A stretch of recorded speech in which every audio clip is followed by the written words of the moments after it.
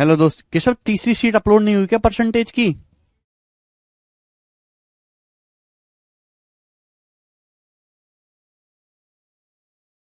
Hello दोस्तों, नमस्ते भाई, गुड इवनिंग। कैसे हैं आप सभी लोग? कैसा महसूस कर रहे हैं मेरे भाई आप सब लोग? क्या आप सब लोग अच्छा महसूस कर रहे हैं? जी हाँ। आपकी तीसरी शीट अपलोड होने में दोस्तों थोड़ा सा डिले हो गया, कोई बात नहीं। सीट अपलोड हो चुकी है परसेंटेज की तीसरी, और ये आपके प्रतिशत की आखिरी क्लास है। ठीक है ना? आखिरी क्लास है, फिर हम रेशियो अनुपात शुरू करेंगे। और बच्चों, आपका एक ही कंसेप्ट रह गया है। वो कंसेप्ट भी कौन सा रह गया पता है? कमीशन। कौन सा कंसेप्ट रह गया मेरे दोस्तों आपके पास? कमीशन। ठीक है, तो सब लोग अपनी कॉपी में हेडिंग डालेंगे मेरे दोस्तों, कमीशन। कमीशन इसको बोलते हैं हम ब्रोकरेज, दलाली, कमीशन। आखिरी कंसेप्ट, आखिरी टाइप रह गया मेरे दोस्तों आपके सामने। ठीक है ना? चलिए शुरू करते हैं मेरे दोस्तों। नहीं रुबीन, आप ये बताओ कि आपको ये चैप्टर पढ़ के कॉन्फिडेंस आया कि नहीं आया? मैंने हर एक बेसिक को आपको तैयार करा दिया है। ठीक है ना? चले, आखिरी रह गया है आपका कमीशन, और ये चैप्टर समाप्त हो गया है। ठीक है जी। ऐसा कोई भी टाइप, कोई भी सवाल नहीं है जो मैंने आपको ना पढ़ाया हो।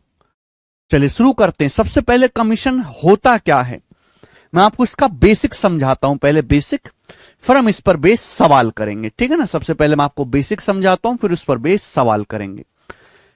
देखिए मेरे दोस्तों, जैसे एक कंपनी है, एक कंपनी है, एक कंपनी ने मोबाइल बनाया। जैसे कंपनी है मेरे दोस्तों, कंपनी ने एक मोबाइल बनाया, और उस मोबाइल को बनाने में 50,000 रुपए का खर्चा आया मोबाइल को।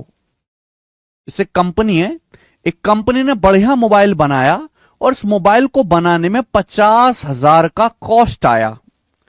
ठीक है, काफी महंगा मोबाइल बना है मेरे दोस्तों।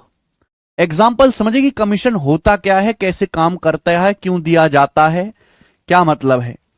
तो जैसे कंपनी है, सपोज मोबाइल बनाने वाली, उसने एक मोबाइल बनाया, नया मोबाइल है, मोबाइल को बनाने में 50,000 रुपए का खर्चा आया।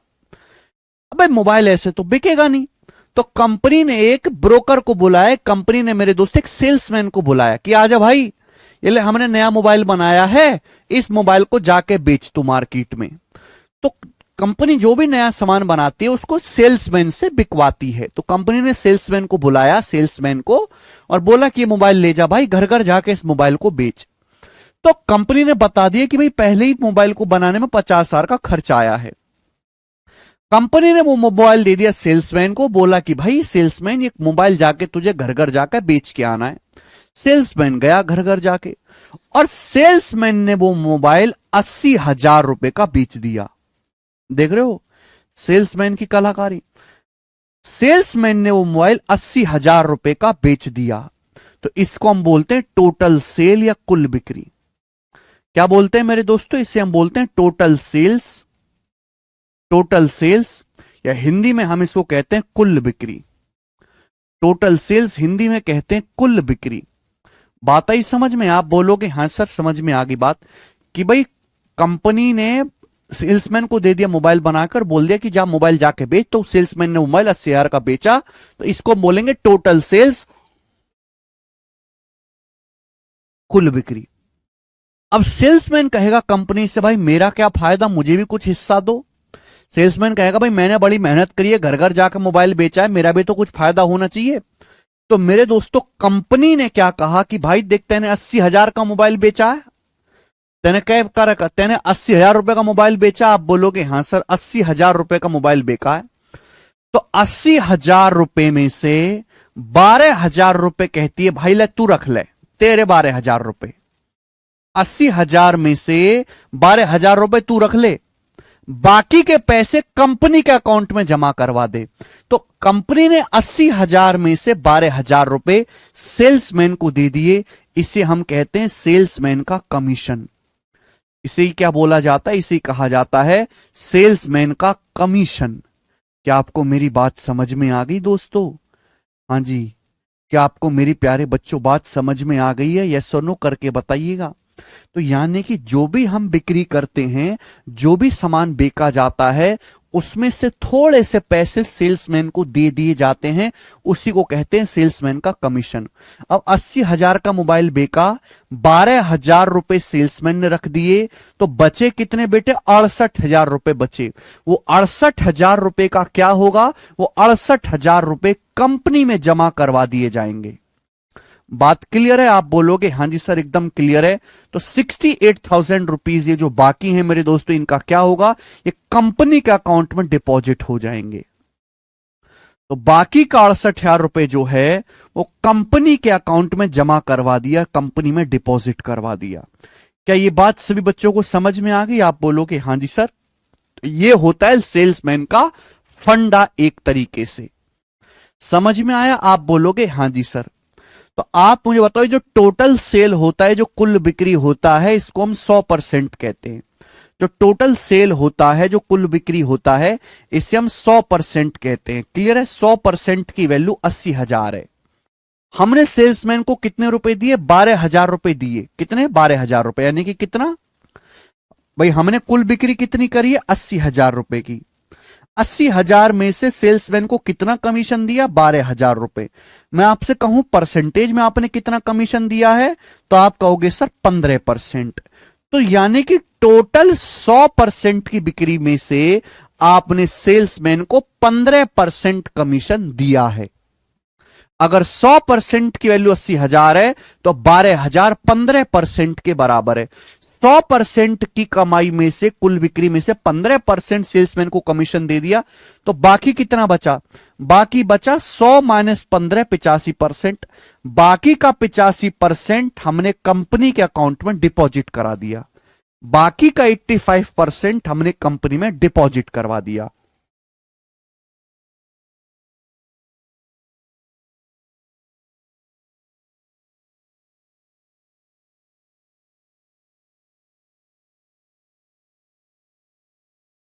समझ में आया? आप बोलोगे हां जी सर बिल्कुल सही, कोई प्रॉब्लम नहीं है। तो this is the proper basic है।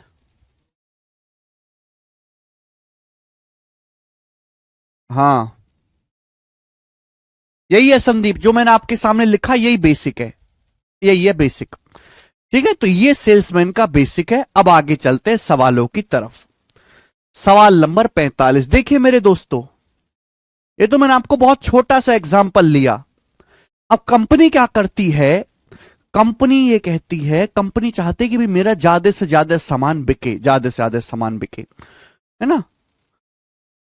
तो कंपनी एक बेंचमार्क लगा देती है कि अगर आप 10,000 का सामान बेचोगे तो भाई आपको इतना % कमीशन मिलेगा, 10,000 से ज्यादा बेचोगे तो इतना कमीशन मिलेगा, 20,000 से ज्यादा बेचोगे तो इतना कमीशन मिलेगा।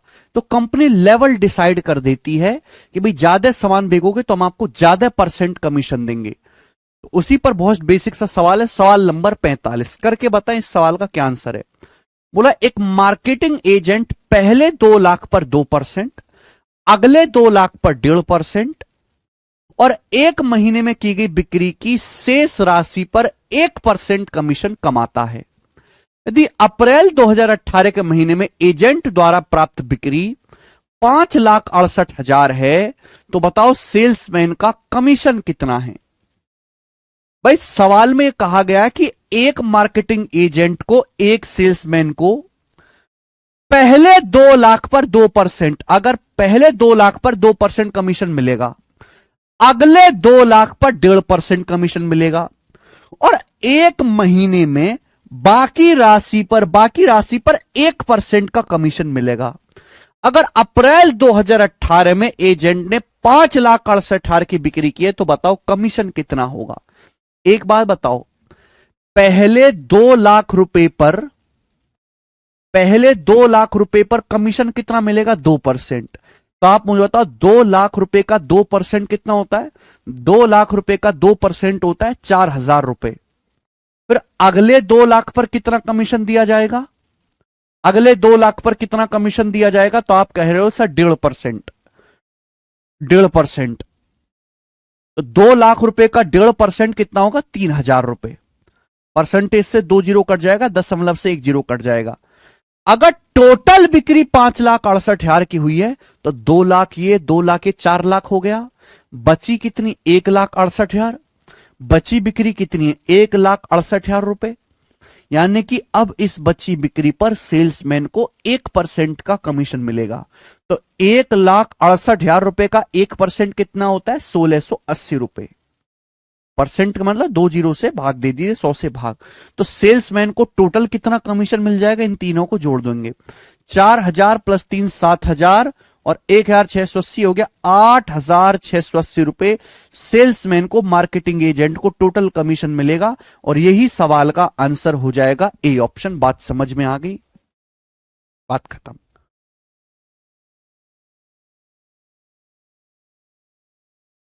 ठीक है, तो कंपनी ना लेवल डिसाइड कर देती है कि भाई जो कम सामान बेचेगा उसे कम देंगे कमीशन परसेंट, कोई ज्यादा सामान बेचेगा तो ज्यादा, जिससे कि उनको एक मोटिवेशन बना रहे। कंपनी पहली बोल देती है अपने एजेंट से, सेल्समैन से, कि 20,000 तक बिक्री करोगे तो 5% देंगे, 20,000 से ऊपर का जो बिक्री करोगे तो 10% कमीशन देंगे।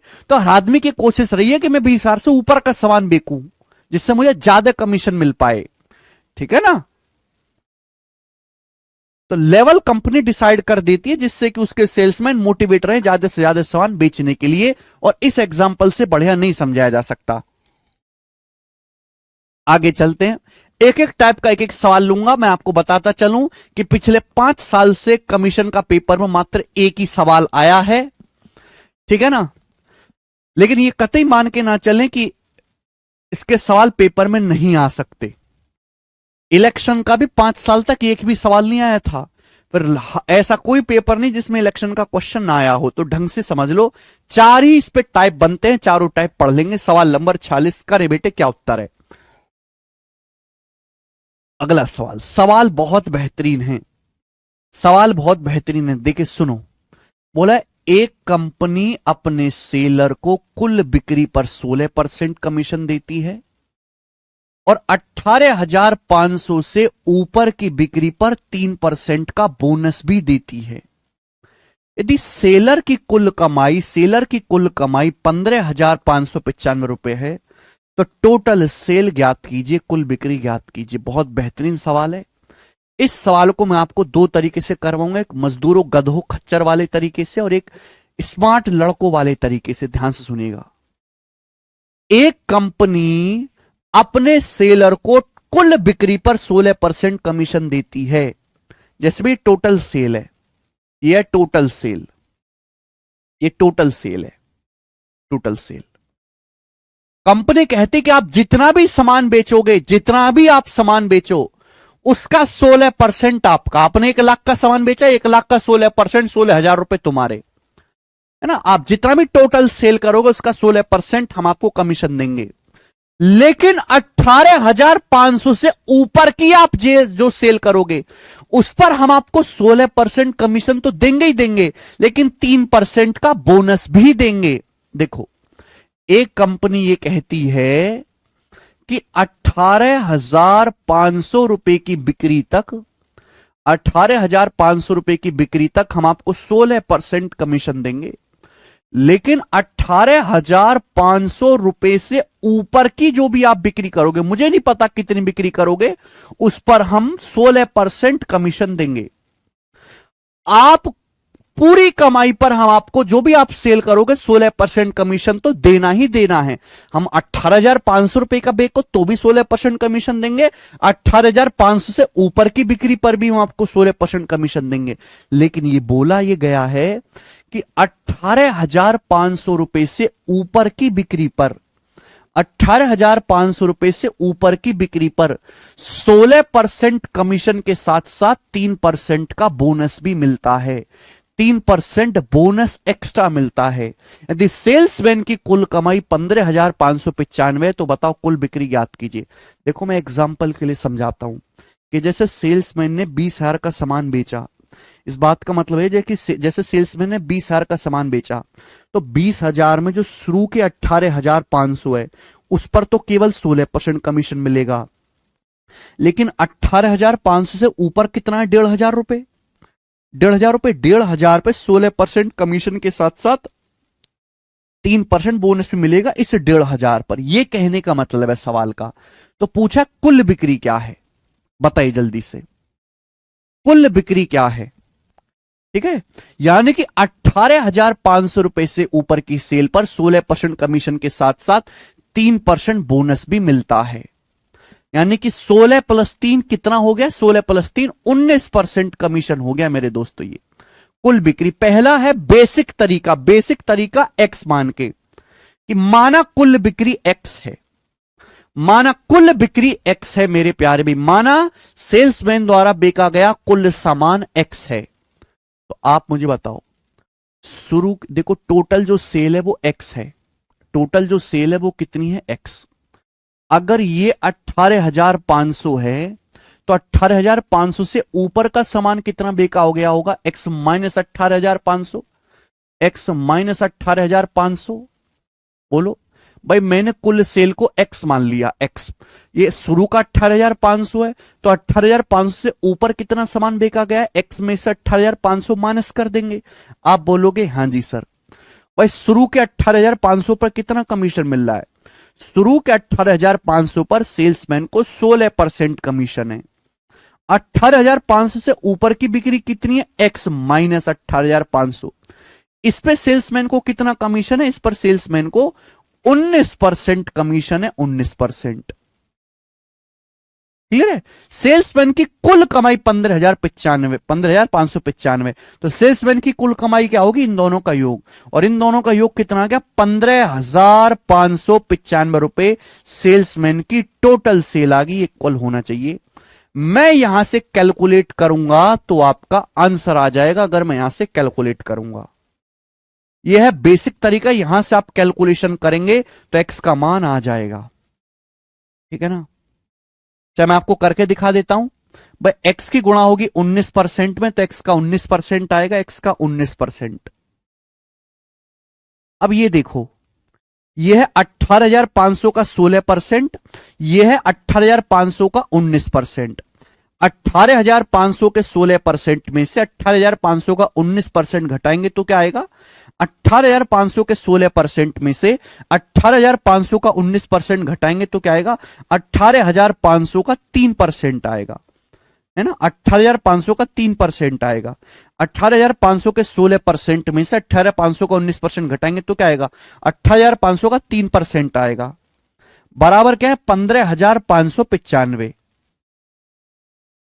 अब आप मुझे बताओ 18,500 का 3% कितना होता है, 18,500 का 3% होता है भैया 555, माइनस का 555 जब उधर जाएगा तो जुड़ जाएगा, है भाई 540 और 15 555 होता है, 555 जब उधर जाएगा तो क्या हो जाएगा भैया, पहले 5 जोड़ो 600 हो जाएगा, फिर 400 जोड़ो 405, 16,150, ये 16,150 हो जाएगा।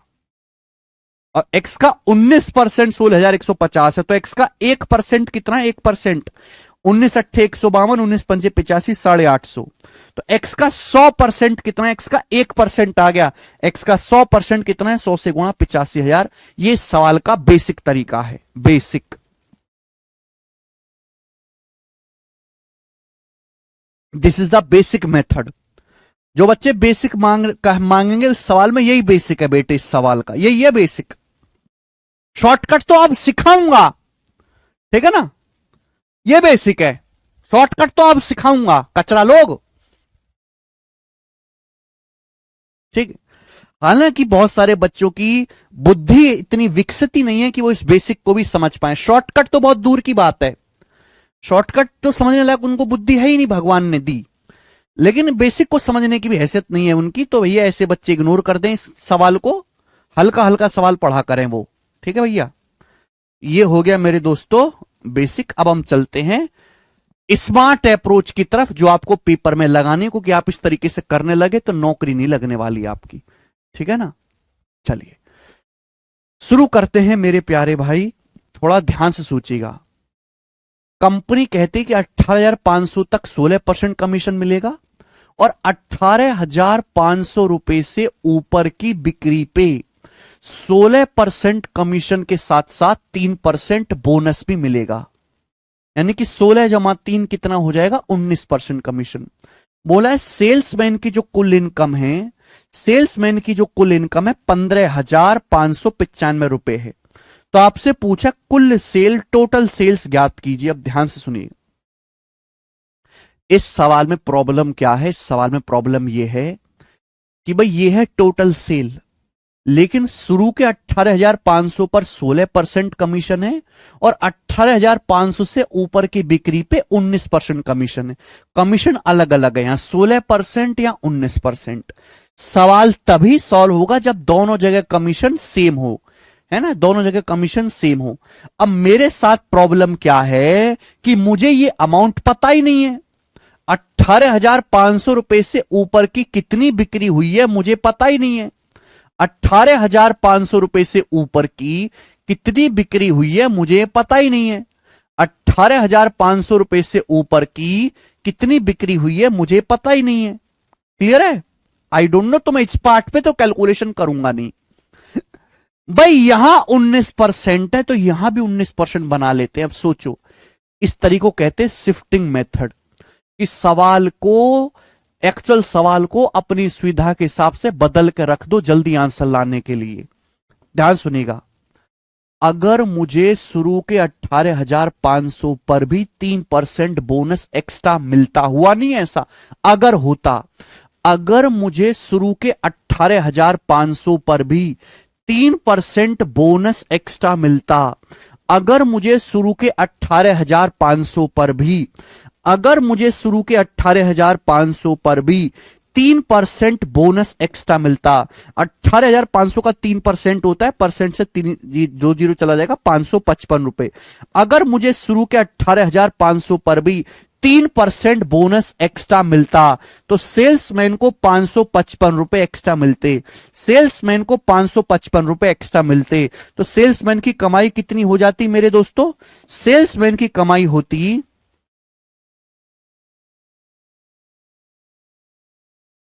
16,150 रुपए। सेल्समैन की जो कमाई है वो 16,150 रुपए होती। आप बोलोगे हाँ जी सर, अगर सेल्समैन को शुरू के 18,500 रुपए पर भी 3% बोनस एक्स्ट्रा मिलता तो सेल्समैन की जो कमाई है 18,500 का 3% 555 रुपए एक्स्ट्रा होती। सेल्समैन की कमाई कितनी होती? 16,150 रुपए। सेल्समैन का कमीशन कितना हो जाता फिर? 16 प्लस 3 19%। आप बताओ, सेल्समैन को यहां भी 19% कमीशन है, यहां भी 19% कमीशन है। अगर सेल्समैन का कमीशन 19% यहां भी है, 19% यहां भी है, तो सेल्समैन का कमीशन कितना हो जाता? ओवरऑल 19%। जबकि है कितना सेल्समैन का कमीशन? 16,150 रुपए। तो 19% की वैल्यू ही 16,150 रुपए के बराबर है। तो 1% की वैल्यू कितनी है? 19 अट्ठे 152, 9 बचेगा, 19 पंजे 95, 1% की वैल्यू 850 रुपए है। तो सेल्समैन की कमाई का 100% कितना है? 100 से गुणा कर दो, 85,000 रुपए। इस सवाल का आंसर है सी ऑप्शन। यह है शिफ्टिंग मेथड।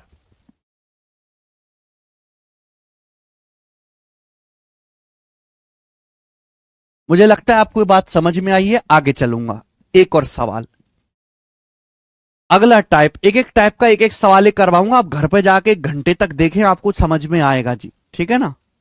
नेक्स्ट, अगला टाइप बोला एक कंपनी अपने सेल्समैन को कुल बिक्री पर 15% कमीशन और 18,000 से ऊपर की बिक्री पर 2% बोनस भी देती है। यदि सेलर ने कुल बिक्री से अपना कमीशन घटाकर, ध्यान सुनिएगा, यदि सेल्समैन ने टोटल सेल से अपना कमीशन काट के 75,060 रुपए कंपनी में जमा किया है तो कुल बिक्री का मान पता लगाएं। बेहतरीन सवाल, गजब का लॉजिक है। देखो बच्चों, यह है टोटल सेल, यह टोटल सेल, कुल बिक्री 100%। कंपनी जो है अपने सेल्समैन को टोटल सेल पे 15% कमीशन देती है, लेकिन 18,000 से ऊपर की बिक्री पे कमीशन तो मिलेगा ही 15%, 2% बोनस भी मिलेगा। एक कंपनी जो है, ध्यान सुनेगा, एक कंपनी शुरू के 18,000 रुपए पे, एक कंपनी शुरू के 18,000 रुपए पे 15% कमीशन देती है और 18,000 रुपए से ऊपर की बिक्री पे, 18,000 रुपए से ऊपर की बिक्री पर 15% कमीशन के साथ साथ 2% का बोनस भी देती है। एक कंपनी 18,000 से ऊपर की बिक्री पे 15% कमीशन के साथ साथ 2% का बोनस भी देती है। सवाल में बोला गया कि भाई सेल्समैन ने कुल कमाई में से अपना हिस्सा काट के 75,060 रुपए कंपनी में जमा किया है।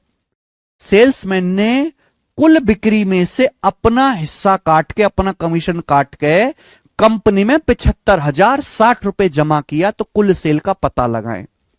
देखो, टोटल सेल तो फिक्स है, या तो आप कमीशन दे दो या कंपनी में जमा कर दो। टोटल सेल तो फिक्स है। 18,000 तक 15% कमीशन है। 18,000 से ऊपर की बिक्री पे 15 जमा दो। 15 जमा दो कितना होगा? 15% कमीशन, 2% बोनस, 17% कमीशन है। अब ध्यान से समझिएगा मेरे दोस्तों, सभी लोग, थोड़ा सा डिफरेंट है पिछले वाले सवाल से। देखो, मुझे ये अमाउंट तो पता ही नहीं है, मुझे ये अमाउंट तो पता ही नहीं कि 18,000 से ऊपर की सेल कितनी हुई है। शिफ्टिंग मेथड लगाएंगे यहां पर भी। एक्स मान के कर सकते हो पर नहीं करना है। देखो मेरे दोस्तों, मुझे ये अमाउंट तो पता ही नहीं है कि 18,000 से ऊपर की बिक्री कितनी है। मुझे केवल ये पता है, तो मैं इसी पे कैलकुलेशन करूंगा। अब सुनो, यहां 17% कमीशन है या 15%? बताओ, अगर शुरू के 18,000 पर भी, अगर शब्द लगा रहा हूं मैं, अगर ऐसा हुआ नहीं है, अगर ऐसा होता, इसी को बोलते हैं शिफ्टिंग। अगर ऐसा होता कल्पनाओं में, अगर शुरू के 18,000 पर भी सेल्समैन को 2% बोनस एक्स्ट्रा मिलता, अगर शुरू के 18,000 रुपए पर भी, अगर शुरू के 18,000 रुपए पर भी सेल्समैन को 2% बोनस एक्स्ट्रा मिलता, 18,000 का 2% कितना होता है? 360 रुपए। अगर शुरू के 18,000 रुपए पर भी, अगर शुरू के 18,000 रुपए पर भी सेल्समैन को 2% बोनस एक्स्ट्रा मिलता, 18,000 का 2% 360 रुपए। अगर शुरू के 18,000 रुपए पर भी सेल्समैन को 2% बोनस एक्स्ट्रा मिलता, 18,000 का 2% 360 रुपए। अगर सेल्समैन को 360 रुपए बोनस एक्स्ट्रा मिलता, अगर सेल्समैन को 360 रुपए बोनस एक्स्ट्रा मिलता, तो कंपनी के अकाउंट में 360 रुपए जमा कम होते। भाई, अगर सेल्समैन को 360 रुपए एक्स्ट्रा दे दोगे बोनस, 2% 18,000 का, तो कंपनी के अकाउंट में 360 रुपए कम जमा होगा। तो कंपनी के अकाउंट में कितना पैसा जमा होगा? फिर 74,700 रुपए कंपनी के अकाउंट में जमा होगा। केवल 74,700 रुपए ही कंपनी के अकाउंट में जमा होता। अगर सेल्समैन को शुरू के 18,000 पर भी 2% कमीशन एक्स्ट्रा मिलता, 18,000 का 2% 360 रुपए, तो कंपनी में 360 रुपए कम जमा होते। कंपनी के अकाउंट में केवल 74,700 रुपए जमा होते, जो कि कितना है? 15 जमा 2, 17%। अगर आप गौर से देखो तो टोटल सेल तो 100% होती है, कुल बिक्री 100% होती है। 100% में से यहां भी 17% कमीशन है, और 18,000 से ऊपर की बिक्री पर भी 17% कमीशन है। ओवरऑल कमाई पे सेल्समैन को कितना कमीशन है? 17% कमीशन है। 100% में से सेल्समैन का कमीशन हो जाता 17%, तो कंपनी में कितना पैसा जमा होता?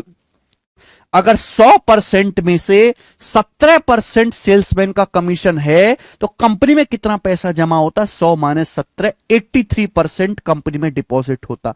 83% की वैल्यू 74,700 रुपए के बराबर है।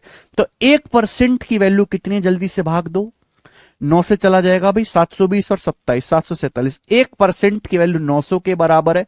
1% की वैल्यू 900 है। 100% की वैल्यू कितनी है? 100 से गुणा कर दीजिए, 90,000। 90,000 रुपए टोटल सेल है। ए ऑप्शन सवाल का आंसर है।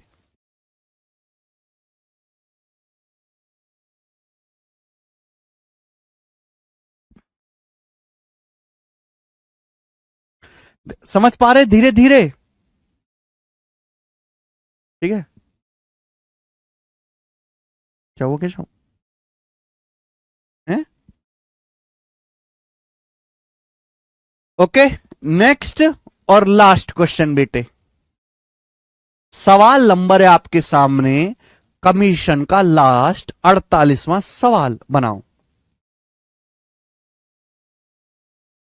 सवाल में कहा गया कि एक सेल्समैन एग्जीक्यूटिव को टोटल सेल पर 10.2% कमीशन मिलता है और 15,000 रुपए से ऊपर की बिक्री पर 8.5% बोनस भी मिलता है। ठीक है, यदि कुल बिक्री 15,000 रुपए से अधिक है और सेल्समैन की कुल कमाई 3180 रुपए है सेल्समैन की, तो पूछा उस कमाई में से बोनस कितना है। बेहतरीन सवाल, गजब का क्वेश्चन है बेटा ये वाला। देखो ये है बच्चों टोटल सेल, ये टोटल सेल है।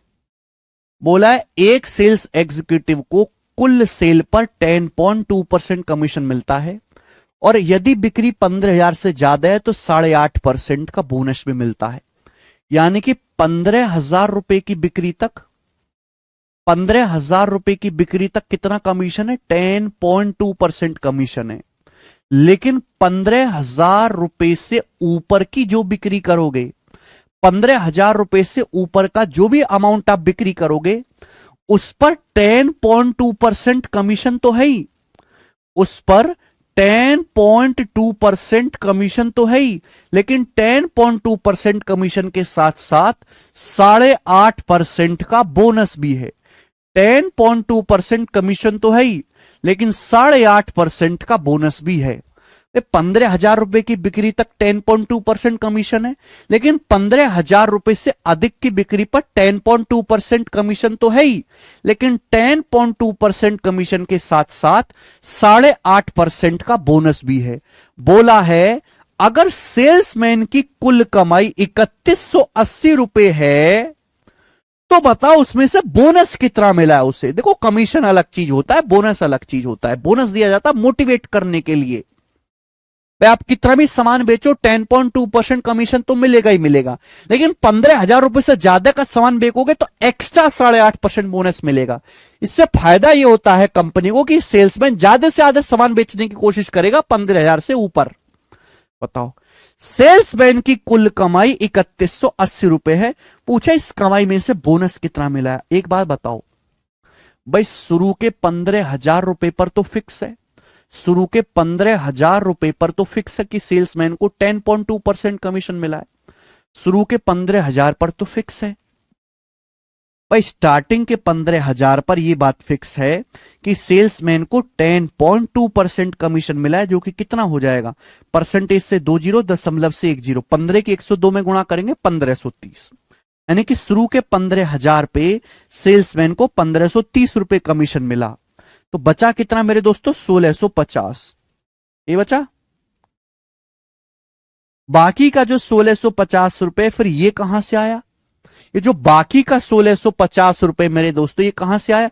यानी कि ये जो 1650 रुपए की जो एक्स्ट्रा कमाई है, जो 1650 रुपए की कमाई है, ये 15,000 रुपए से ऊपर की सेल पर हुई है। ये जो 1650 रुपए की जो कमाई है भाई, स्टार्टिंग के 15,000 रुपए पर तो 1530 रुपए कमीशन मिल गया, लेकिन टोटल कमाई तो सेल्समैन की 3180 है। तो जो 1650 रुपए की एक्स्ट्रा कमाई है क्यों हुई है? 15,000 रुपए से ऊपर की सेल पे। और आप ये बात जानते हैं कि 15,000 रुपए से ऊपर की सेल पर कमीशन है 10.2% और बोनस है 8.5%। और आपसे केवल ये बोनस पूछा गया कि बोनस कितना है। तो देखो या तो कैलकुलेशन परसेंटेज में कर लो या रेशियो में कर लो, इच्छा आपकी, रेशियो जल्दी हो जाएगा कि 15,000 रुपए से ऊपर की बिक्री पर कमीशन 10.2% है, बोनस 8.5% है। तो कमीशन बोनस है किस अनुपात में? 17 से चल गया, 17 छिक्का 102, 17 पंजे 85, यानी कि 6:5 के रेशियो में है। आप बोलोगे हां जी सर एकदम करेक्ट। टोटल कितना है? टोटल है 6 5 11, टोटल 11 है, टोटल 11। 11 की वैल्यू कितनी है सवाल में? 11 की वैल्यू 1650 रुपए है। 11 की वैल्यू कितनी है मेरे दोस्तों सवाल में? 1650 रुपए, जो कि कितने गुना है? 150 गुना। 11 की वैल्यू सवाल में 1650 रुपए है, जो कि कितना है मेरे दोस्तों? 150 गुना 150।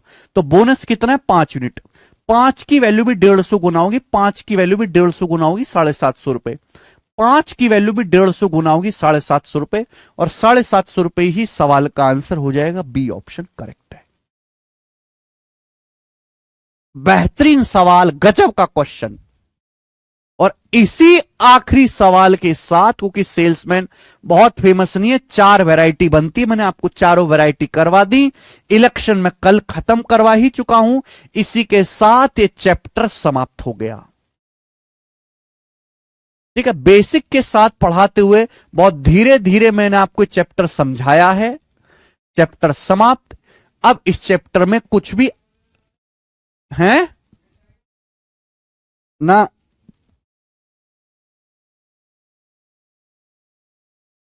15,000 का 10.2% निकाला परवीन। ठीक है भाई, इसी के साथ ये चैप्टर समाप्त। ठीक है दोस्तों, चलिए अब हम शुरू करेंगे मेरे दोस्तों रेशियो यानी कि अनुपात। अब बताओ रेशियो आज पढ़ाएं कि कल से पढ़ाएं?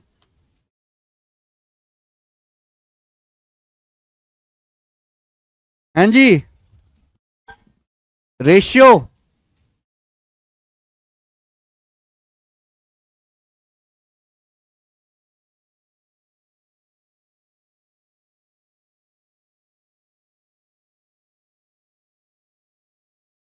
शुरू करते हैं।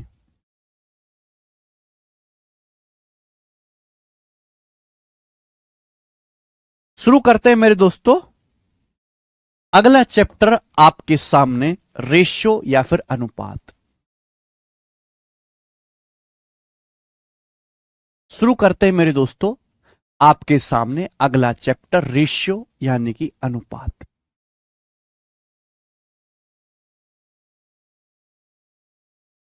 रेशियो यानी कि अनुपात।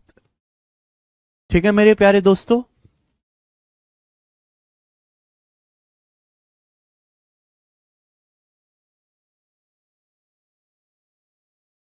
बच्चा कह रहा प्रॉफिट लॉस पढ़ा दीजिए, ये वो देखिए, बिना परसेंटेज रेशियो पढ़े आप आगे का अर्थमेटिक नहीं पढ़ सकते।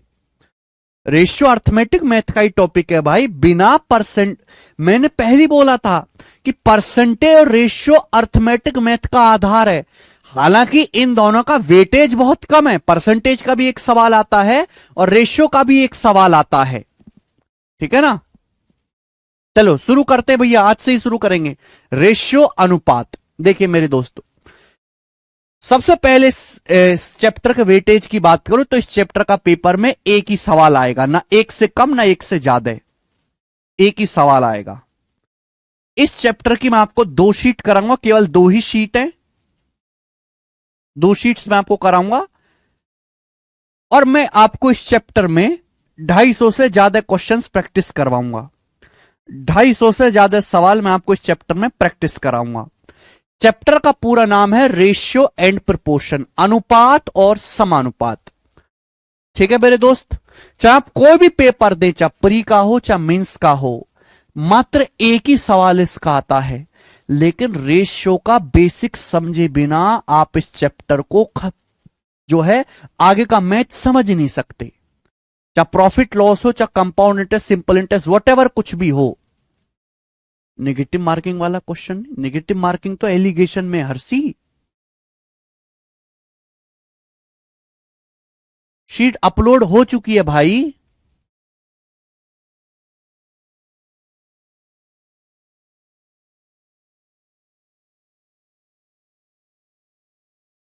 ठीक है ना, देखिए अगर आप बचपन में थोड़ी बहुत पढ़ाई किए होते ना, अगर आप बचपन में थोड़ी बहुत पढ़ाई किए होते तो मुझे इतने सवाल ना करवाने की जरूरत पड़ती, ना इतना टाइम लगता, ना मुझे इतना आपको बेसिक तैयार करने की जरूरत पड़ती, है ना। बचपन में तो आपने कुछ पढ़ा नहीं, तो आप ना खोखले खोखे की तरह हो।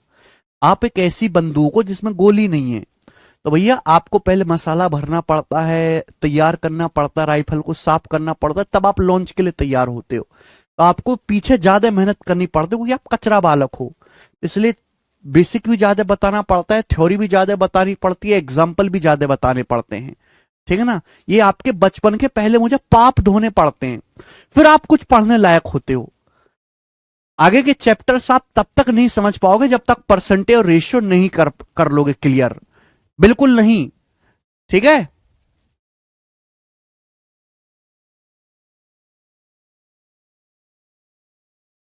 चलिए ध्यान समझिएगा। अब रेशियो मेरे प्यारे भाई, ये जो रेशियो है अनुपात, इसका ये साइन होता है। सभी लोग जानते हैं ये इसका साइन होता है मेरे प्यारे, भी ऐसे दो बिंदु लगाओ। रेशियो की जरूरत क्यों पड़ती है, क्या होता है रेशियो? देखो मेरे दोस्तों,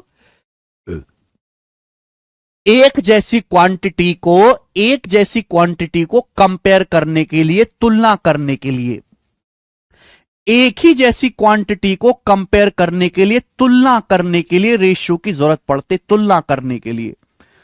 समझ में आई मेरी बात? ध्यान से सुनेगा। एक जैसी क्वांटिटी, एक जैसी मात्राओं की आपस में तुलना करने के लिए, कंपैरिजन करने के लिए रेशियो की जरूरत पड़ती है। तो रेशियो कुछ और नहीं है, रेशियो का मतलब है दो संख्याओं की आपस में कंपेयर करना, दो संख्याओं की आपस में तुलना करना। अब जैसे एग्जाम्पल से मैं आपको समझाता हूं कि दो आदमी ए और बी हैं, ध्यान सुनेगा। जैसे मैं आपको समझाता हूं, दो आदमी ए और बी हैं, दो आदमी ए और बी हैं, ए और बी। ए कमाता है एक महीने में 75,000 रुपए, ए जो है एक महीने में 75,000 रुपए कमाता है, 75,000 रुपए, और बी एक महीने में 60,000 रुपए कमाता है, 60,000 रुपीज कमाता है एक महीने में। जैसे मैं एग्जांपल लेता हूं कि दो आदमी है ए और बी, ए जो है एक महीने में 75,000 रुपए कमाता है और बी एक महीने में 60,000 रुपए कमाता है। अब अगर ये दोनों ऐसे खुल्लम खुल्ला बताएंगे बातों को, तो तीसरे आदमी को, जो छोटा आदमी है, उसको पता लग जाएगा, वो घर पर डाका डाल देगा। भैया ये अगर ऐसे खुल्लम खुल्ला बताने लगेंगे कि मैं 75,000 रुपए कमाता हूं, ये 60,000 कमाता है, तो तीसरे आदमी को भनक लग जाएगी, वो छोटा आदमी हमला कर देगा पैसा झपटने के लिए आपका। तो हम इसी जानकारी को रेशियो यानी कि अनुपात में बताते हैं। यानी कि मेरे प्यारे भाई, मैं अगर इनका अनुपात लूं, आप अनुपात लेने का मतलब है दोनों किस संख्या से कट रहे हैं, 75,000 और 60,000 दोनों ही 15,000 से पूरा का पूरा डिवाइड हो रहा है। 15,000 से काटेंगे तो 75,000 5 बार चला जाएगा, 15,000 से काटेंगे 60,000 4 बार कट जाएगा। यानी कि ए और बी की जो सैलरी है वो 5:4 के अनुपात में है। तो मैंने ये पता लगा लिया कि ए और बी की सैलरी जो भी हो, ए और बी की सैलरी जो भी हो मेरे दोस्तों, वो 5:4 के अनुपात में है। ए और बी की सैलरी जो भी हो वो 5:4 के रेशियो में है, 5:4 के अनुपात में। इसका मतलब ये है कि अगर ए 5 रुपए कमाता है तो बी 4 रुपए कमाता है। अगर ए 10 रुपए कमाता है दुगुना, तो बी 8 रुपए कमाएगा। अगर ए 15 रुपए कमाता है 3 गुना, तो बी 12 रुपए कमाएगा। अगर ए 20,000 रुपए कमाता है मेरे दोस्तों 4,000 गुना, तो बी भी 4,000 गुना 16,000 रुपए कमाएगा मेरे प्यारे भाई। यानी कि अगर ए की कमाई 5 है तो बी की कमाई 4 है। हर ए के 5 रुपए के लिए बी 4 रुपए की कमाई करता है। ए और बी की कमाई का रेशियो 5:4 है। तो हम इस तरीके से अगर बताएंगे कि ए और बी की कमाई 5:4 के रेशियो में, तो हम जानकारी भी दे देंगे और किसी को पता भी नहीं चलेगा। क्लियर है? आप बोलोगे हाँ जी सर एकदम क्लियर है, कोई भी परेशानी इसमें नहीं है। ए और बी की कमाई 5:4 के रेशियो में है। ठीक है बच्चे? देखो, अब ये तो रेशियो है, ये कोई एग्जैक्ट वैल्यू तो है नहीं। अब मैं आपसे पूछने लगूं कि ए और बी की कमाई 5:4 के रेशियो में है, तो बताओ ए की कमाई कितनी है और बी की कमाई कितनी है? जल्दी से बताइए, जल्दी से। बस रेशियो से एग्जैक्ट वैल्यू की तो पता लगेगी नहीं। मुझे यह पता है कि ए और बी की जो इनकम है वो 5:4 के रेशियो में है। तो मैं पूछूं कि बताओ ए की इनकम कितनी है, बी की इनकम कितनी है, क्या बताओगे आप? देखिए, मुझे बात अच्छी तरीके से पता है कि अगर ए 5 रुपए कमाता है तो बी 4 रुपए कमाता है। ठीक है ना? जब भी हम एक रेशियो हटाते हैं, तो एक वेरिएबल से गुणा हो जाती है, एक वेरिएबल से मल्टीप्लाई हो जाती है। ए और बी की कमाई का रेशियो 5:4 है, रेशियो हटाएंगे तो एक वेरिएबल से गुणा हो जाएगी। यानी कि अगर ए की कमाई 5x है तो बी की कमाई 4x होगी। ए और बी, ए की कमाई अगर 5x है तो बी की कमाई 4x होगी। अब 5x 4x का रेशियो लीजिए, अब 5x और 4x का रेशियो लीजिए, तो आप देख सकते हैं कि x x कट जाएगा, वापस क्या आ जाएगा? 5:4 ही आ जाएगा। तो कंसेप्ट नंबर 1 कि जब भी हम रेशियो को हटाते हैं तो एक वेरिएबल से मल्टीप्लाई हो जाती है। ये x का मान कुछ भी हो सकता है, ये जो x है इसका मान कुछ भी हो सकता है, वो सवाल पर निर्भर करेगा। x का मान कुछ भी हो सकता है। जैसे कि हमने यहां पर 15,000 से काटा था, है ना। रेशियो बनाने के लिए किससे काटा था? 15,000 से काटा था। तो x का मान कितना है? 15,000 है।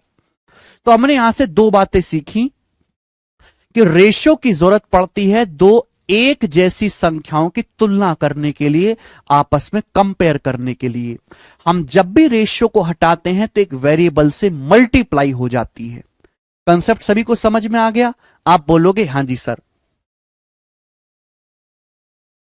ठीक है, नेक्स्ट देखो, अगर किसी बच्चे को जल्दी सिलेबस करने की आग मच रही है और वो केवल सिलेबस खत्म करने का माथे पे टैग लगाना चाहता है, उसे इस बात से कोई मतलब नहीं है मैं कितना पढ़ रहा हूं, कितना छोड़ रहा हूं, कितना भाग रहा हूं, क्या है ना। उसे कोई डिटेल पिटेल की जरूरत नहीं, बस उसके माथे पे मोहर लग जाए कि सिलेबस खत्म है। ठीक है ना, कि माथे पे मोहर लगा के सिलेबस खत्म वाली लगभग लगभग 1 करोड़ से ज्यादा बालकों की भीड़ फिर रही है 5 साल से, और उनकी कहीं कोई नौकरी नहीं हो रही। तो ऐसे सिलेबस खत्म करने का कोई फायदा है नहीं, कर भी लिया तो भी आपके सिलेक्शन होने वाला है नहीं। ठीक है ना।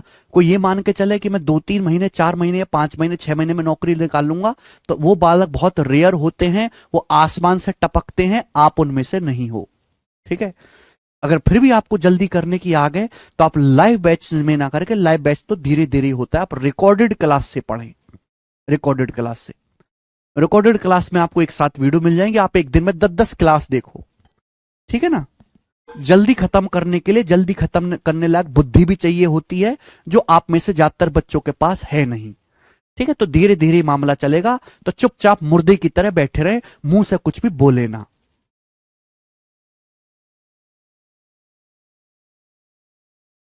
रेशियो की पहली शीट अपलोड हो जाएगी, मैंने शीट बना दी है।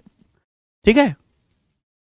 कचरा एक्सप्रेस हो, बुलेट एक्सप्रेस बनने की कोशिश मत करो। कचरा एक्सप्रेस कचरा ही रहती है, बुलेट एक्सप्रेस ना बने जल्दी से, टाइम लगेगा उसमें। ठीक है।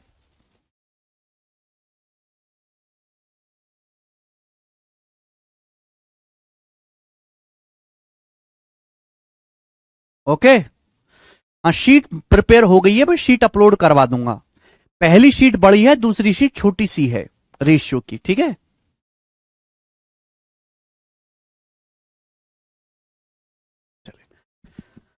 ओके, आगे चलते। नेक्स्ट कंसेप्ट, रेशियो को किसी भी नंबर से मल्टीप्लाई करो, कोई फर्क नहीं पड़ता। रेशियो को किसी भी नंबर से मल्टीप्लाई करो या भाग करो, कोई फर्क नहीं पड़ता। जैसे दो संख्याओं का रेशियो 7:3 है, दो संख्याओं का रेशियो 7:3 है मेरे प्यारे भाई। पहला कंसेप्ट, एक एक स्टेप को मैं आपको समझाऊंगा। रेशियो को किसी भी नंबर से मल्टीप्लाई कर दो, कोई फर्क नहीं पड़ता मेरे प्यारे भाई। जैसे 7:3 है, मैं इसका दोगुना कर देता हूं, 14:6, अभी भी यही रहेगा मेरे दोस्तों। ठीक है।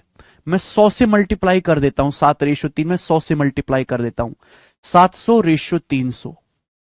समझ में आया मेरे प्यारे भाई? ये अभी भी 7:3 रहेगा। मैं आधा कर देता हूं, 7:3 का आधा कर देता हूं, 7 का आधा 3.5, 7 का आधा 3.5, 3 का आधा 1.5, ये अभी भी रेशियो सेम ही रहेगा। तो यानी कि कंसेप्ट ये बनता है कि आप रेशियो यानी कि अनुपात को किसी भी नंबर से गुणा करेंगे, रेशियो पे कोई फर्क नहीं पड़ता, रेशियो सेम ही रहेगा। ये भी 7:3 है, ये भी 7:3 है, ये भी 7:3 है, ये भी 7:3 है। क्लियर है? आप बोलोगे हाँ सर। ऐसी छोटी छोटी बातें तक आपको बतानी पड़ती हैं। अगला पॉइंट नंबर 2, देखो मेरे प्यारे भाई, रेशियो में कैलकुलेशन करने के लिए ना तो रेशियो को दशमलव में लिखते हैं, ना ही फ्रैक्शन में लिखते हैं। रेशियो को हमेशा सिंपल करके लिखा जाता है। रेशियो को ना तो दशमलव में लिखा जाता है, ना फ्रैक्शन में लिखा जाता है। रेशियो को हमेशा सिंपल करके लिखा जाता है, सिंपल करके। जैसे मेरे दोस्तों आपके सामने लिखा हुआ है 20.9 और 5.5, ये लिखा हुआ है मेरे दोस्तों आपके सामने 5.5, ये रेशियो लिखा हुआ है। तो देखो बच्चों, यहां पे क्या लगा हुआ है? दशमलव। क्या लगा हुआ है मेरे दोस्तों? डेसिमल लगा हुआ है, डेसिमल। मैंने क्या बताया? रेशियो को हमेशा सिंपल करके लिखा करो, ना दशमलव होना चाहिए, ना फ्रैक्शन होना चाहिए। रेशियो को हमेशा सिंप्लीफाइड, सरलतम रूप में लिखा जाता है। भाई यहां भी दशमलव के बाद एक अंक है, यहां भी दशमलव के बाद एक अंक है, तो दशमलव, पहली बात तो दशमलव कट जाएगा। और मुझे दिखाई दे रहा है ये नंबर किससे कट रहा है? 11 से। दोनों नंबर 11 से कट रहे हैं, 11 कम 11, 11 नम 99, और 11 से कट जाएगा 55 5 बार। तो हम इसको सिंप्लीफाई करके ये लिखेंगे 19:5। ये बात आपको समझ में आ गई? आप बोलोगे हाँ सर ये बात हमको अच्छी तरीके से समझ में आ गई है और इसमें कोई भी परेशानी नहीं है। ठीक है, जैसे आपके सामने ये लिखा हुआ है मेरे दोस्तों, 3:0.04 लिखा हुआ, 3:0.04। लेकिन हम तो आपको ये पढ़ाते आ रहे हैं कि रेशियो को हमेशा सरलतम रूप में लिखना है, दशमलव वगैरह नहीं होना चाहिए, जैसे ये लिखा है 19:5। तो बेटे क्या करेंगे अपन लोग, यहां दशमलव के बाद 2 अंक है, अगर मैं दशमलव हटाऊंगा, देखो रेशियो का मतलब ही भाग ही होता है बेटे। कुछ लोग ये समझते हैं कि बस ये रेशियो है 5:6, जबकि अगर कोई संख्या ऐसे लिखी हुई है ना 5/6, ये भी रेशियो ही है। रेशियो और भिन्न अलग बात नहीं, सेम ही बात है मेरे प्यारे भाई, दोनों सेम ही बात है ये। ठीक है, या दशमलव के बाद 2 अंक है, अगर मैं दशमलव हटाऊंगा, दशमलव के बाद यहां पे 2 अंक है, ये दशमलव हटाऊंगा तो 3 के आगे क्या हो जाएंगे, 2 जीरो बढ़ जाएंगे, 2 जीरो। आप बोलोगे हाँ जी सर बिल्कुल सही। बताओ क्या होगा, 4 से 300 कटेगा 75 बार, 4 7 28, 4 5 20, 75 बार कटेगा, 75:1। ये हो गया, क्लियर है? आप बोलोगे हाँ जी सर।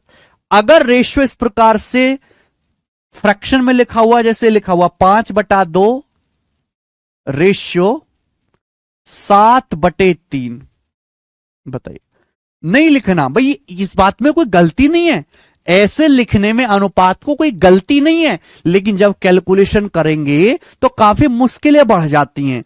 तो इस तरीके से ना लिख के रेशियो को हमेशा सिंपल करके सिंप्लीफाइड फॉर्म में ही लिखा जाता है, 5:2, 5/2 रेशियो 7/3। अगर इस तरीके से दो रेशियो हैं तो इसको सिंपल कैसे करेंगे, ऐसे क्रॉस मल्टीप्लाई कर दिए करो, मैं परसेंटेज में पढ़ा चुका हूं। ऐसे दो रेशियो को सॉल्व करने के लिए ऐसे कैंची गुणा कर दिया करो, 3 की 5 में गुणा कर देंगे 15 रेशियो, 2 की 7 में गुणा कर देंगे 14, 15:14। ये आ गया 15:14। क्या आपको बात क्लियर है? आप बोलोगे हाँ जी सर एकदम सही बात क्लियर है, इसमें कोई भी परेशानी नहीं है। ठीक है, 15:14 है। ठीक है, आगे चलते हैं। आप कहोगे सर अगर 2 से ज्यादा अनुपात हो कैसे करेंगे, जैसे ये हो गया मेरे दोस्तों, आपके सामने लिखा हुआ है 7/8, 7/8 रेशियो 7/8 रेशियो 5/4 अनुपात 11/6। बताओ इसको कैसे करेंगे, 7/8 रेशियो 5/4 रेशियो 11/6। ये मैं आपको बेसिक समझा रहा हूं, जो बच्चे बेसिक मांगते हो यही बेसिक है मेरे दोस्तों, और एक एक कंसेप्ट को बारी बारी से बताता हूं मैं, छोटी छोटी बात को। 7/8 रेशियो 5/4 रेशियो 11/6, ये कोई गलत बात नहीं लिखी हुई, सही बात लिखी हुई है। लेकिन हम ये कह रहे हैं कि रेशियो को हमेशा सिंप्लीफाइड फॉर्म में लिखो, सरलतम रूप में, जिससे कि आपकी कैलकुलेशन जल्दी से जल्दी हो। तो बेटे अभी अभी मैंने आपको समझाया, जब भी कुछ ऐसा अनुपात आए, मैंने अभी अभी आपको समझाया कि रेशियो को हमेशा, रेशियो में किसी भी नंबर से गुणा करें कोई फर्क नहीं पड़ता, रेशियो में किसी भी नंबर से गुणा कर दो कोई फर्क नहीं पड़ता। बेटे यहां बटे 8 भी आ रहा है, बटे 4 भी आ रहा है, बटे 6 भी आ रहा है, तो 8, 4 और 6 तीनों से कटने वाला इनका एलसीएम क्या है, वह छोटी से छोटी संख्या जो 8 से भी कटती हो, 4 से भी कटती हो, 6 से भी कटती हो, 8, 4, 6 तीनों से कटने वाली आसान छोटी सी संख्या, इनका एलसीएम है 24। तो इस पूरे रेशियो को आप 24 से गुणा कर दीजिए, इस पूरे अनुपात को आप 24 से मल्टीप्लाई कर दीजिए, 24 से गुणा कर दीजिए, हो जाएगा सिंपल। 8 से 24 जाएगा 3 बार, 3 की 7 में गुणा हो जाएगी 21 रेशियो, 4 से 24 जाएगा 6 बार, 4 से 24, 6 की 5 में गुणा होगी 30 रेशियो, 6 की 24 में गुणा होगी 4 बार, 4 की 11 में गुणा होगी 44। तो 21:30:44 आ गई इसकी वैल्यू, 21:30:44। मुझे लगता है कि आप अच्छी तरीके से समझ गए हैं।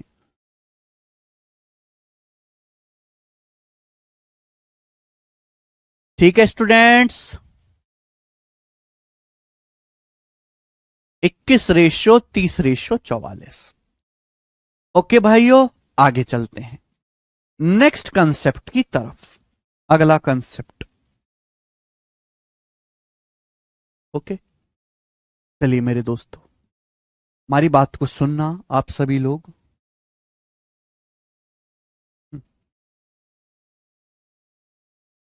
अगला कंसेप्ट यह है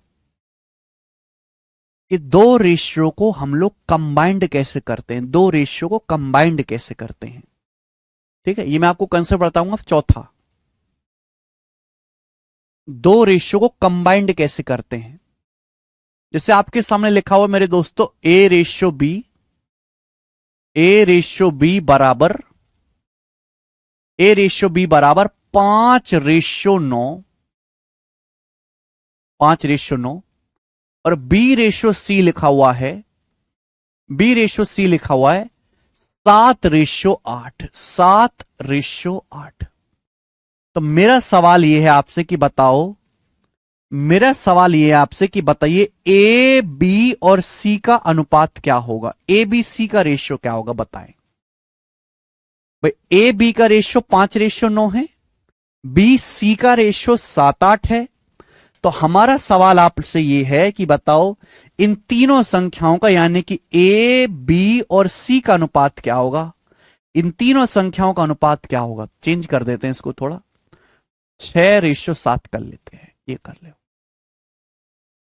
अब बताएं, ए बी का रेशियो 5:9 है, बी सी का रेशियो 6:7 है, ए बी सी का अनुपात बताएं। देखिए, जब भी हमें दो रेशियो को ऐसे कंबाइन करना है, हम हालांकि ये बात जानते हैं आप में से ज्यादातर लोग, ये देखा करो कि कॉमन संख्या कौन सी है, ये देखा करो इन दोनों में कॉमन संख्या कौन सी। बताओ दोनों में कौन सी संख्या कॉमन है, बी कॉमन है भाई, बी यहां भी आ रहा है, बी यहां भी आ रहा है, दोनों में संख्या बी कॉमन है। आप बोलोगे हां जी सर, दोनों में संख्या बी कॉमन है। यहां बी का मान 9 है, यहां बी का मान 6, गलत बात है भाई। यहां बी का मान कितना है, 9, यहां बी का मान कितना है, 6, गलत बात। एक जगह बी का मान 9 है, एक जगह बी का मान 6 है, ऐसा कैसे हो सकता है। सेम बनाना होगा, दोनों जगह बराबर करना पड़ेगा। 9 और 6 को बराबर करने के लिए इनका एलसीएम होता है 18, 9 और 6 का एलसीएम होता है 18। तो 18 बनाने के लिए ऊपर किससे गुणा कर देंगे, अगर 9 को 18 बनाना है, ऊपर वाले रेशियो में 2 से गुणा कर दो, और नीचे वाले रेशियो में मेरे दोस्तों 3 से गुणा कर दो। 6 को 18 बनाना है तो नीचे वाले रेशियो में 3 से गुणा कर दो, बस हो गई बात सॉल्व। अगर मैं यहां से देखो, ए का मान क्या आ जाएगा, 2 की 5 में गुणा कर देंगे, ए का मान 10 आ जाएगा। बी का मान क्या आएगा भैया, 2 की 9 में गुणा करेंगे, बी का मान 18 आ गया। अगर यहां से देखो बी का मान क्या है, 3 की 6 में गुणा करेंगे, बी का मान 3×6 18। दोनों जगह बी का मान 9 दूनी 18, 6 × 18, दोनों जगह बी का मान 18 18 हो गया। सी का मान कितना आ गया मेरे दोस्तों, सी का मान आ गया 3 7 21, सी का मान 21 आ गया। आप बोलोगे आंसर 21। तो ए बी सी का रेशियो आ गया 10:18:21। क्लियर हो गया, बताओ किसी को कोई डाउट इसमें।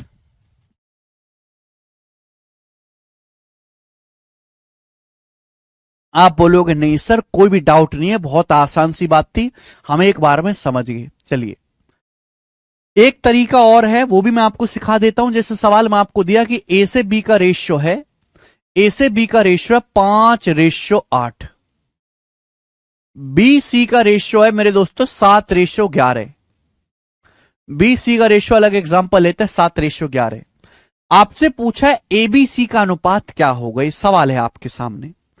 सवाल आपको दिया है कि ए बी का रेशियो 5:8 है और बीसी का रेशियो 7:11 है, बीसी का रेशियो 7:11 है। आपसे पूछा है एबीसी का रेशियो क्या होगा, इन तीनों संख्याओं का अनुपात क्या होगा, तीनों संख्याओं का अनुपात क्या होगा एबीसी का। तो बेटे एक शॉर्टकट भी है, शॉर्टकट क्या यही है, ऐसे गुणा कर दो, 5 की 7 में गुणा कर दो 35, 5 की 7 में गुणा कर दो 35। आप बोलोगे हैं सर 8 की 7 में गुणा कर दो मेरे दोस्तों 56, 8 की 7 में गुणा कर दो 56, और 8 की 11 में गुणा कर देंगे 88, 8 की 11 में गुणा कर देंगे मेरे दोस्तों 88। तो 35:56:88 आ जाएगा। क्लियर है? बिल्कुल मीरा, डन। 35:56:88। यहां तक किसी बच्चे को कोई समस्या? ये दूसरा रास्ता है करने का। आप बोलोगे हां जी सर, आगे चलते हैं। एक और चीज मैं आपसे पूछता हूं कि भैया ये है P/Q, P/R बराबर P/R बराबर P/R बराबर 7:10 है भाई, और Q/R बराबर 3:8। तो सवाल है PQR का रेशियो क्या होगा, ये क्वेश्चन है। बताएं PQR का रेशियो क्या होगा जल्दी से। Yes Meera, yes. P से R का रेशियो 7:10 है, क्योंकि से R का रेशियो 3:8 है। पूछा गया PQR का रेशियो क्या होगा। बिल्कुल बेसिक बातें मैं आपको पढ़ा रहा हूं, बिल्कुल बेसिक बातें, यही बेसिक है रेशियो का।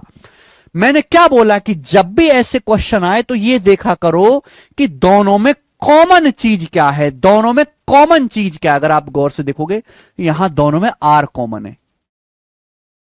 अगर आप गौर से देखोगे तो यहां दोनों में R कॉमन है। R यहां भी है, R यहां भी है, लेकिन यहां तो R का मान 10 है, यहां तो बेटे R का मान 10 है।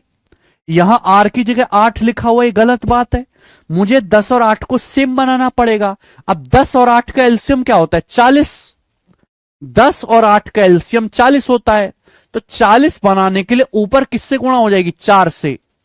और नीचे अगर 8 को 40 बनाना है तो किससे गुणा हो जाएगी? 5 से। तो ये सवाल इससे अलग है बेटे, ये अलग सवाल है। ऊपर 10 और 8 का एलसीएम 40 होता है, 40 बनाने के लिए ऊपर 4 से गुणा, नीचे 8 को 40 बनाना है तो 5 से गुणा कर देंगे। तो P का मान क्या आएगा? P का मान आ जाएगा 4 सत्ते 28।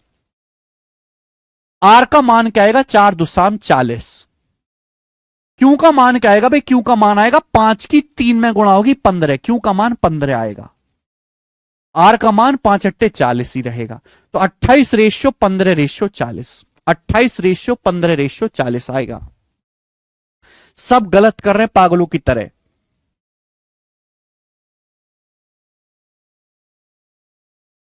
28:15:40 समझते क्यों नहीं हो तुम लोग? P के नीचे P लिखना है, Q के नीचे Q का मान लिखना है, R के नीचे R का मान लिखना है। हैं? पता नहीं कैसे बाबले बालक है। एक लास्ट आपसे पूछता हूं, ऐसा ही एक लास्ट, और मेरे दोस्तों ध्यान से बताइएगा, ध्यान से। सवाल यह है कि यदि A/B बराबर, यदि A/B बराबर 7:9 एंड A+B/C बराबर 12 A/B बराबर 7:9 और A+B/C बराबर है 12 सॉरी यहां पे 5:11 कर लेते हैं। A+B/C बराबर 12:7। तो सवाल है, बताओ A-B/A-C, A-B/A-C का रेशियो क्या होगा? ये आपसे पूछा गया, बताइएगा। एक और चीज आपके सामने बताएंगे। मैं आपको क्या सिखा रहा हूं कि दो रेशियो को कंबाइंड कैसे किया जाता है। रोहम वो भी हार्ड भी आएगा, पहले ये तो पढ़ लो, पहले सिंपल चीज तो पढ़ें। बताए मेरे दोस्तों, जल्दी से आप मुझे जवाब देंगे, फटाफट जवाब देंगे। A से B का रेशियो 5:11 है। A+B/C 12:7 है। A+B/C कितना है? 12:7, 12:7। आपसे पूछा इसका मान क्या होगा, भाई इसका मान बाद में निकालना, इसका मान बाद में निकालना, पहले आप यहां से एबीसी का रेशियो निकालो, इसका मान बाद में निकालना, पहले आप यहां से एबीसी का रेशियो निकालो, बताओ कैसे आएगा। और आपको जल्दी से जवाब देना है, फटाफट जवाब देना है मेरे दोस्तों। कैसे करोगे? मैंने हमेशा यह चीज सिखाई है कि जब भी ऐसा सवाल आए तो यह देखा करो कि इनमें कॉमन चीज क्या है। जब भी ऐसा क्वेश्चन आए तो यह देखा करो कि इनमें कॉमन चीज क्या है, कॉमन चीज। अगर आप यहां पे गौर से देखेंगे तो पता यह चलेगा कि यहां ए रेशियो भी दिया है 5:11, यहां ए प्लस बी दिया है बेटा, यहां ए प्लस बी दिया है। तो भाई साहब यहां ए प्लस बी दिया है, यहां ए रेशियो भी दिया है। क्या आप नहीं देख सकते? अगर ए से बी का रेशियो 5:11 है तो मैं अगर यहां से ए प्लस बी निकालूं तो कितना आएगा रेशियो में? यहां से मैं ए प्लस बी निकालूंगा, ए का मान 5 है, बी का मान 11, ए प्लस बी आएगा 5 11 16, ए प्लस बी 16 आएगा। जबकि यहां मेरे दोस्तों ए प्लस बी का मान 12 दिया है। तो कॉमन चीज पता चल गई। दोनों में कॉमन चीज क्या है? ए जमा बी। दोनों में कॉमन चीज ए प्लस बी है। क्लियर हुई बात? आप बोलोगे हां जी सर, बात एकदम क्लियर हो गई। दोनों में जो कॉमन चीज है वो ए प्लस बी है। यही आपको देखना है यहां से कि भाई यहां ए बी का रेशियो 5:11 है, यहां ए प्लस बी आपको दिया है ए प्लस बी। ए प्लस बी का मान कितना है? यहां 12। यहां से मैं ए जमा बी करूंगा तो 5 जमा 11 16 आएगा। तो दोनों में ए प्लस बी कॉमन है, लेकिन यहां तो ए प्लस बी का मान 16 हो रहा है, यहां ए प्लस बी का मान 12 हो रहा है। तो मुझे 16 और 12 का एलसीएम दोनों जगह सेम करना पड़ेगा। 16 12 का एलसीएम 48। ए प्लस बी का मान दोनों जगह सेम इक्वल बनाना पड़ेगा। 48 48 48 48। अब यहां ए प्लस बी का मान 5 11 16 है। 16 को 48 बनाने के लिए, यहां ए प्लस बी का मान 16 है, 16 को 48 बनाने के लिए यहां इस पूरे रेशियो को 3 से गुणा करना पड़ेगा। यहां ए प्लस बी का मान 12 है, 12 को 48 बनाने के लिए पूरे रेशियो को 4 से गुणा करना पड़ेगा, 4 से गुणा करना पड़ेगा। तो ऐसे सवालों का एक ही फंडा कि जो कॉमन चीज दिखे उस कॉमन चीज को बराबर बनाओ। ठीक है बेटे? आप बोलोगे हां जी सर, कोशिश कर रहे हैं धीरे धीरे समझने की। समझेंगे सर धीरे धीरे, कचरा पट्टियां भी धीरे धीरे समझ जाएंगे। सर यहां देखो ए का मान क्या आएगा? 3 की 5 में गुणा 15, ए का मान 15 आ गया। बी का मान क्या आएगा भाई? 3 की 11 में गुणा 33, बी का मान 33 आ गया, बी का मान आ गया 33। अगर मैं ए प्लस बी देखूं तो 15 जमा 33 ए प्लस बी 48 आ गया। ए प्लस बी का मान आ गया 15 जमा 33 48। यहां देखो ए प्लस बी का मान 12 चौक 48 हो गया। सी का मान क्या है? सी का मान आया 4 की 7 में गुणा करूंगा, 4 की 7 में गुणा करूंगा 28। तो सी का मान आ गया जी 28। सी का मान आ गया 28। तो ये एबीसी का रेशियो आ गया। अगर आपसे एबीसी का रेशियो पूछा होता तो ये सवाल का आंसर हो जाता। लेकिन सवाल में बेटे आपसे पूछा क्या है? ए माइनस बी बटे ए माइनस सी का रेशियो। तो ए में से बी घटाओ, ए में से बी घटाओ, ए में से बी घटाओगे तो 15 माइनस 33। ए में से सी घटाओगे तो कितना आएगा भाई? 15 माइनस 28। 15 माइनस 33 क्या होता है? माइनस का 18, नीचे माइनस का 13। माइनस 18 बटे माइनस 13 क्या आएगा? 18 बटे 13। तो इस सवाल का आंसर आएगा 18 बटे 13। यही सही है, 18 बटा 13। माइनस से माइनस कट जाएगा, 18 बटा 13 सवाल का आंसर आ जाएगा। तो बच्चों कर लोगे ऐसे क्वेश्चन? क्या आप लोग ऐसे क्वेश्चंस को कर लोगे? हां जी जवाब दीजिए। जिनमें केवल आपको रेशियो को कंबाइंड करना है, केवल कंबाइंड करना है रेशियोज को। आपको ये कोई फॉर्मूला नहीं होगी, ऐसे तो लाखों सवाल बनाए जा सकते हैं, लाखों। आपने कॉमन देखा कि यहां पे कॉमन जो है ए प्लस बी है, तो मैंने ए प्लस बी को इक्वल बना दिया। जो भी चीज कॉमन है उसको इक्वल बना दिया करो। ठीक है भैया? आप बोलोगे हां जी सर एकदम क्लियर है, कोई भी परेशानी यहां पे नहीं है। आगे चलते हैं मेरे दोस्तों। नेक्स्ट क्वेश्चन मैं आपसे पूछता हूं, नेक्स्ट सवाल।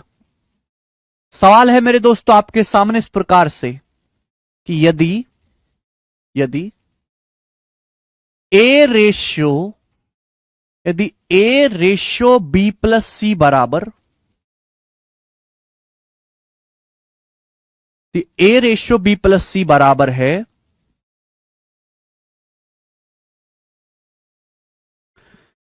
3:7, 3:7 और B ratio C plus A बराबर है, comma B ratio C plus A बराबर है 4:11। तो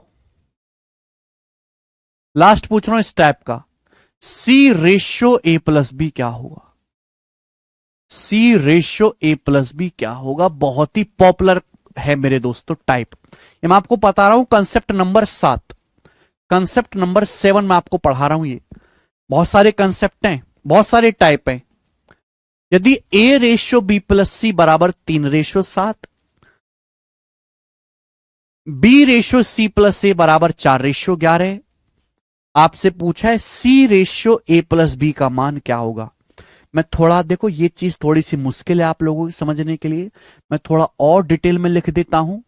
जैसे लिखा है ए रेशियो बी प्लस सी, मैं इसको ऐसे लिख सकता हूं ए बटा बी प्लस सी, लिख सकता हूं ना बेटे, ए बटा बी प्लस सी। तो ए बटा बी प्लस सी कितना बन जाएगा? 3/7, 3/7। यह बी रेशियो सी प्लस ए, बी रेशियो सी प्लस ए क्या हो गया मेरे दोस्तों? बी बटा सी प्लस ए, बी बटा सी प्लस ए। इतना 4/11 ये आपको दिया है। और आपसे पूछा क्या? सी ratio A plus B, C ratio A plus B का मतलब सी बटे ए प्लस बी आप लोगों से पूछा है, सी बटे ए प्लस बी आप लोगों से पूछा है। ठीक है ना दोस्तों? आप बोलोगे हां जी सर हम आपकी बात को समझे हैं। अब गौर से देखो मैंने क्या बताया कि ऐसे सवालों को सॉल्व करने के लिए बस ये देखा करो कि इन दोनों में कॉमन चीज क्या है। आप मुझे ये बताओ कि इन दोनों रेशियो में, रेशियो ही तो है, इन दोनों रेशियो में क्या चीज कॉमन है, ये बताओ आप लोग। इन दोनों रेशियोज में मुझे ये बताओ क्या चीज कॉमन है, जल्दी से। तो आप कहोगे सर इन दोनों रेशियोज में ए प्लस बी प्लस सी का मान कॉमन है। इन दोनों रेशियो में ए प्लस बी प्लस सी कॉमन है। अगर यहां मैं ए प्लस बी प्लस सी निकालूंगा, ए में नीचे वाली चीज बी प्लस सी जोड़ूंगा तो 3×7 10 आएगा, ए प्लस बी प्लस सी 10 आएगा। जबकि यहां ए प्लस बी प्लस सी निकालूंगा, जोड़ूंगा मैं बी जमा सी जमा ए, आगे पीछे कैसे भी जोड़ लो, ए प्लस बी प्लस सी, बी में नीचे वाली चीज जोड़ूंगा सी प्लस ए, क्या आएगा? 4×11=15, 4×11=15। तो आपको ये लॉजिक क्लियर हो गया कि इन दोनों में ही ए प्लस बी प्लस सी कॉमन है, दोनों का योग कॉमन है, ए जमा बी जमा सी। यहां ए प्लस बी प्लस सी क्या है? 3×7=10। यहां ए प्लस बी प्लस सी क्या है? 4×11=15।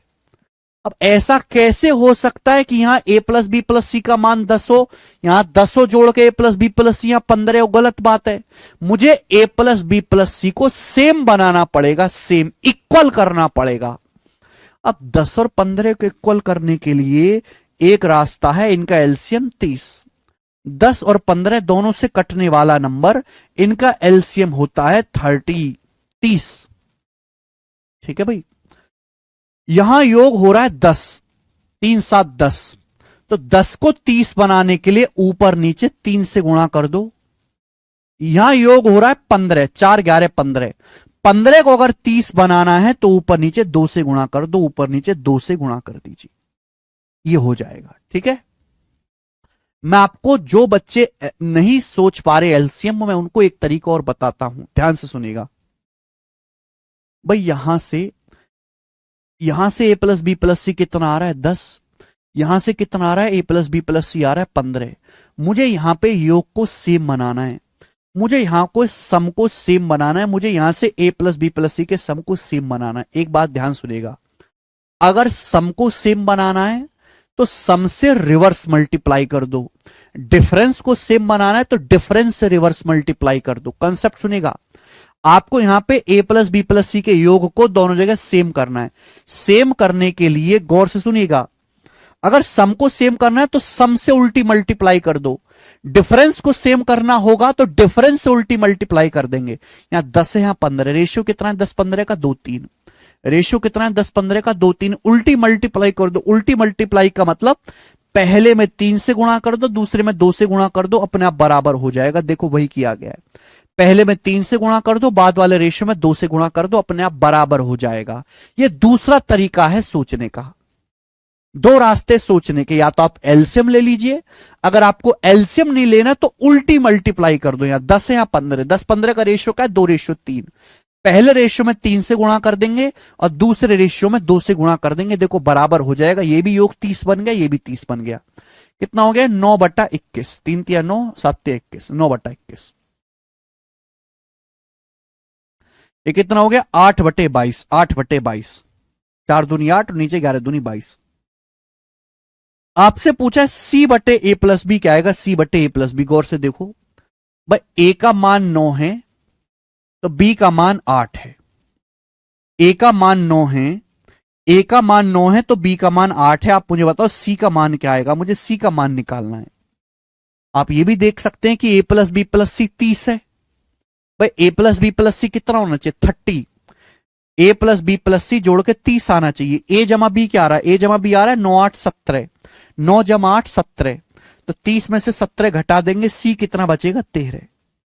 आप ऐसे भी सोच सकते हैं, या जरूरी नहीं कि आप ऐसे करें, आप ये भी सोच सकते हैं कि B का मान 8 है, B प्लस सी 21 है। B का मान है 8, B में C जोड़ के 21 आ रहा है। तो 8 में क्या जोड़े कि 21 आ जाए? 13। 8 में 13 जोड़ूंगा, फटाक से 21 आ जाएगा, तो C का मान 13 आ गया। तो C/A+B आएगा 13/17। 13/17 सवाल का आंसर हो जाएगा। 13/17 ये रेशियो आ गया।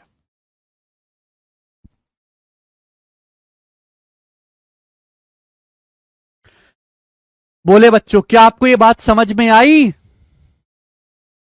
ये तो मैं आपको एग्जाम्पल बेसिक समझा रहा हूं। मैं इनका एक एक सवाल भी करवाऊंगा आपको।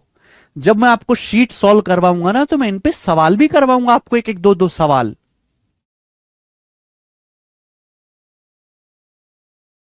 ठीक है?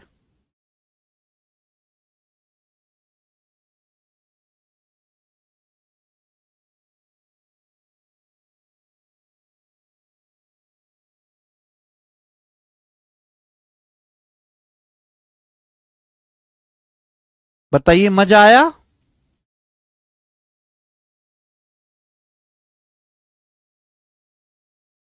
एक और कंसेप्ट करें।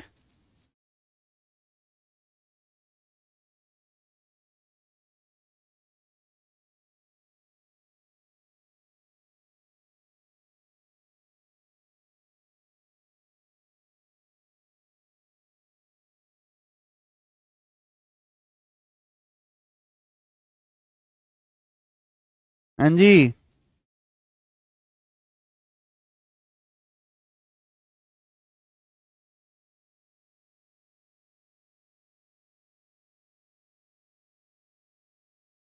पता ना और कौन सा बेसिक चाहिए कुछ बालकों को। भाई यही तो बेसिक है, और कौन सा बेसिक है? और तो कोई बेसिक ही नहीं होता।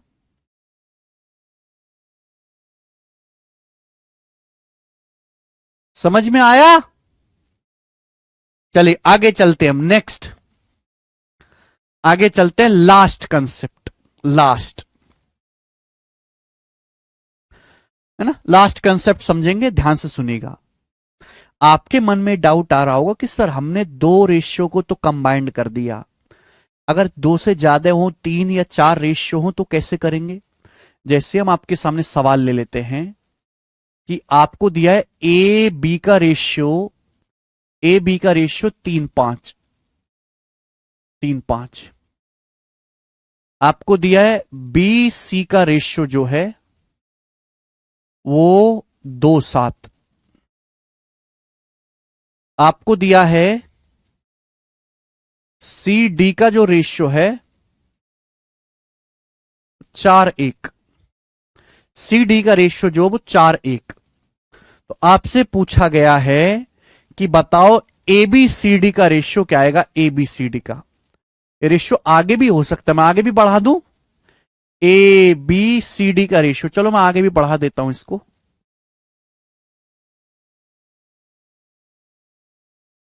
यहीं तक छोड़ते हैं चलो। ए बी का रेशियो 3:5 है, बी सी का रेशियो 2:7 है, सी डी का रेशियो 4:1 है। आपसे पूछा है ए बी सी डी का अनुपात बताओ। सवाल में आपसे पूछा गया ए बी सी डी चारों संख्याओं का रेशियो बताओ, चारों संख्याओं का रेशियो। कैसे करेंगे आपके लिए थोड़ा मुश्किल है, मुश्किल छोड़ेंगे नहीं बेटे।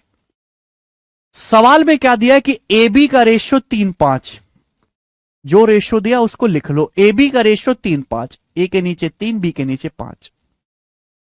बी सी का रेशियो 2:7, बी के नीचे 2, सी के नीचे 7, बी सी का रेशियो 2:7।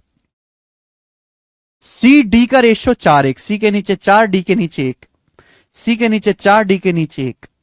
ए बी का रेशियो 3:5, बी सी का रेशियो 2:7, सी डी का रेशियो 4:1, सी के नीचे 4, डी के नीचे 1। ये आ गए बेटे।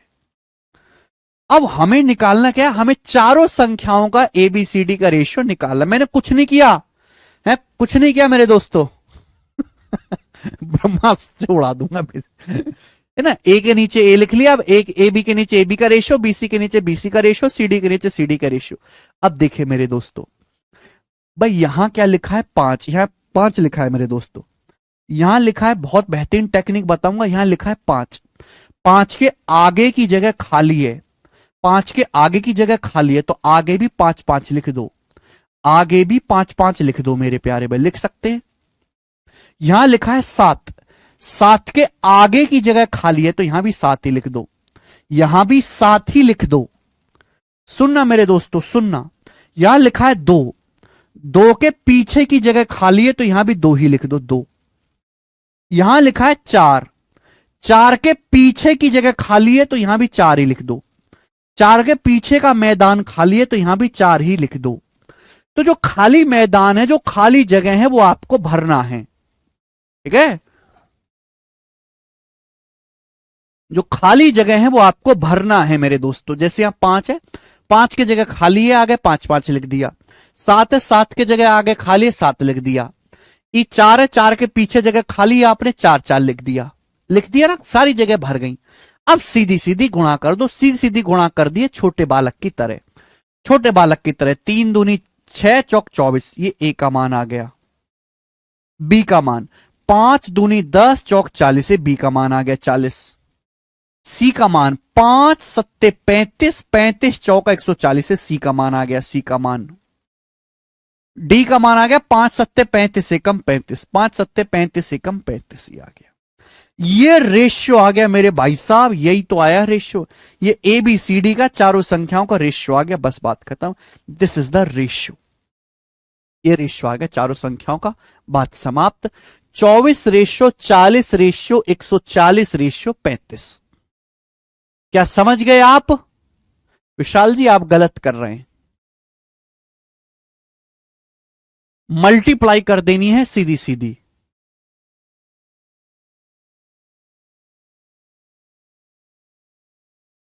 ठीक है,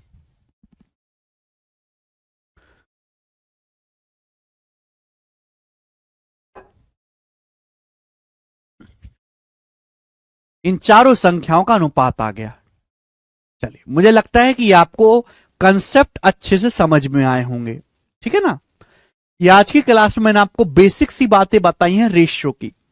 ये वो बातें हैं जो बालक को बचपन में ही 10वीं क्लास में ही पढ़ लेनी चाहिए,